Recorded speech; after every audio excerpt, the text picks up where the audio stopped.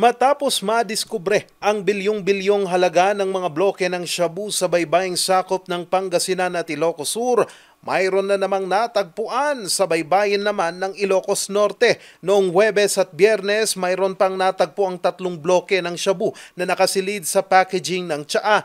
Ang mga ito natagpuan sa baybaying sakop ng Corimao, Paway at lungsod ng Lawag. Ang mga ito inireport ng isang residente at 2 mangingisda sa isinagawang imbentaryo ng PIDEA Ilocos Region. Nagkakahalaga ang mga ito ng 20,400,000 pesos. Pinuri naman ng PIDEA, PNP at Coast Guard ang naging kooperasyon dito ng mga residente. Sa ngayon, aabot na sa 1,243 na kilo ng shabu ang nakuha sa kanlurang baybayin ng bansa at nagkakahalaga na ito ng 8.4 billion pesos. Samantala, sa lungsod pa rin ng Lawag, natimbog ng mga kinatawan ng PIDEA at PNP si alias Julimar sa Barangay 30B, Santa Maria, Lawag City. Ito'y sa isinagawang buy-bus operation noong alas 12 ng tanghali noong Biyernes, June 13. Nakuha sa kanya ang 5 pakete na naglalaman ng 5 gramo ng shabu at nagkakalaga ito ng 13,600 pesos. Nabawi naman sa kanya ang perang ginamit sa transaksyon.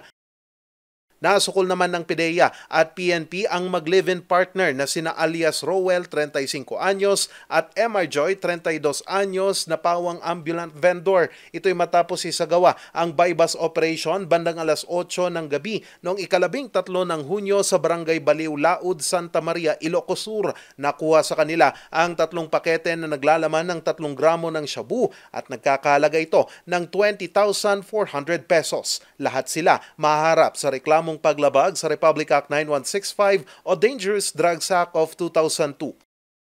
Sinira naman ng pinagsanib na puwersa ng PIDEA Cagayan Valley at PNP Cordillera ang taniman ng marijuana sa Barangay Buscalanting, Layan, Kalinga. Ang mga ito nakatanim sa 3,000 square meters na lupain at isinagawa ang operasyon noong Biyernes, June 13. Dito nadiskubre ang nasa 45,000 na tanim at 50 kilo ng pinatuyong dahon ng marijuana. Ang kabuuang halaga nito umabot sa higit 15 million pesos. Bagamat walang nahuling cultivator, malaking kabawasan daw ito sa supply ng droga sa rehiyon ayon sa PIDEA.